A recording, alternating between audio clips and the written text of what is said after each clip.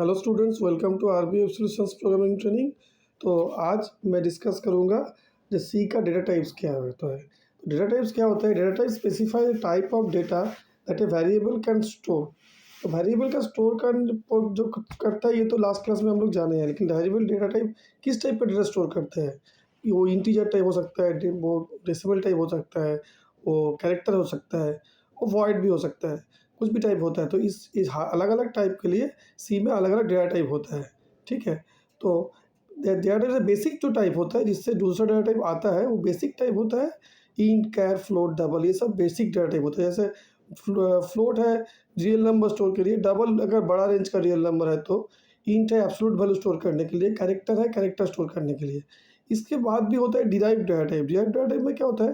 जैसे आप एक साथ में एक ही वेरिएबल में 4-5 वैल्यू एक साथ स्टोर करना चाहते हैं तो एरे, एरे किससे वो कर सकते हैं। पॉइंटर अगर किसी वेरिएबल को किसी वो दूसरे किसी वेरिएबल में एज ए रेफरेंस यूज़ करना है तो पॉइंटर। स्ट्रक्चर अगर हम लोग आप एक जॉइंट एक ही स्कोप के अंदर अगर आप एक वेरी डेटा टाइप स्केच किया, उसका नाम दिया स्ट्रक्ट, और उसके अंदर different type of data type use किया, इन, फ्लोट और कैरेक्टर को एक ही ब्लॉक में आप रखना चाहते हैं तो वो होता है स्ट्रक्चर।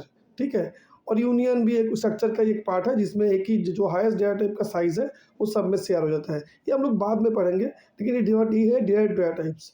इन्यूमरेशन डेटा टाइप्स क्या है? अगर हम लोग डेटा टाइप को जो वेरिएबल्स है डेटा टाइप्स में उसमें कॉमा दे के लिखे और स्टोर करें तो इन्यूमरेशन डेटा टाइप होता है। वॉइड मतलब कुछ नहीं, और इस हिसाब से डेटा टाइप का जाएगा। स्पेस भी डिफरेंट डिफरेंट लगता है, जैसे कैरेक्टर का स्पेस रेंज है तो ये एग्जाम के लिए इंपॉर्टेंट है। कौन कौन इंपॉर्टेंट है? जैसे कैर का रेंज और जो है इंट का रेंज।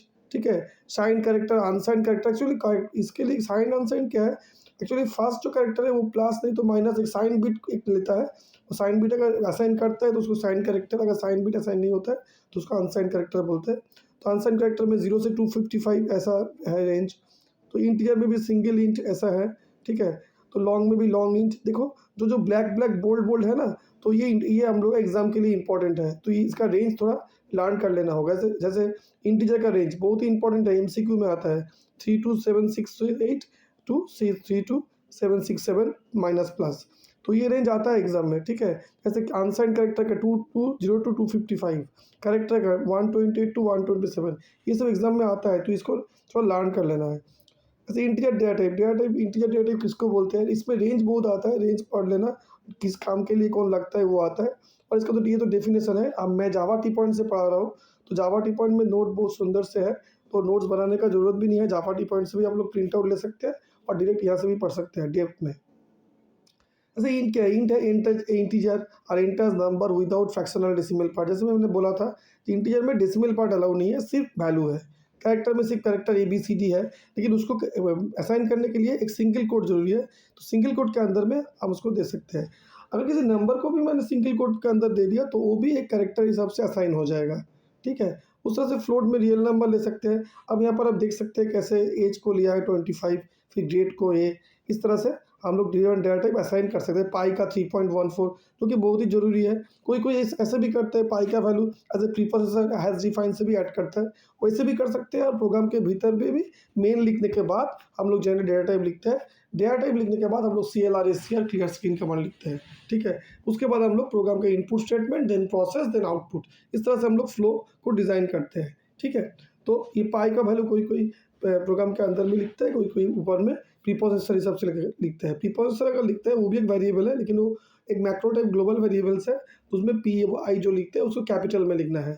ठीक है, और ये जो नॉर्मल है देख पा रहे एरे, एरे हम लोग बाद में डिटेल्स में पढ़ेंगे। यहाँ पर बोल रहे हैं वो डिराइव्ड डेटा टाइप्स है, तो इस फिक्स साइज डेटा टाइप, तो इस फिक्स साइज स्टैक, तो एरे को हम लोग स्टैक से भी कंसिडर करते हैं। फिक्स साइज स्टैक, इसमें एक जो नंबर ऑफ डेटा हम लोग स्टोर कर सकते हैं, एक फिक्स साइज। ओके, तो डेटा टाइप के बारे में छोटा आइडिया आपका हुआ। तो इसका जो नोट्स है इसको एक बार आपको पढ़ लेना है।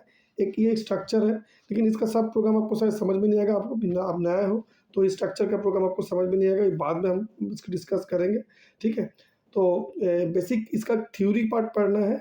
ये ट्यूटोरियल का जो सीरीज़ मैं डिज़ाइन किया हूँ थ्योरी के लिए, तो रेगुलर अपडेट मिलने के लिए डिफरेंट टॉपिक्स के ऊपर मैं लेक्चर देते रहूँगा रोज़। तो इसके लिए आपको इसको फॉलो कर लेना है और सब्सक्राइब कर लेना है।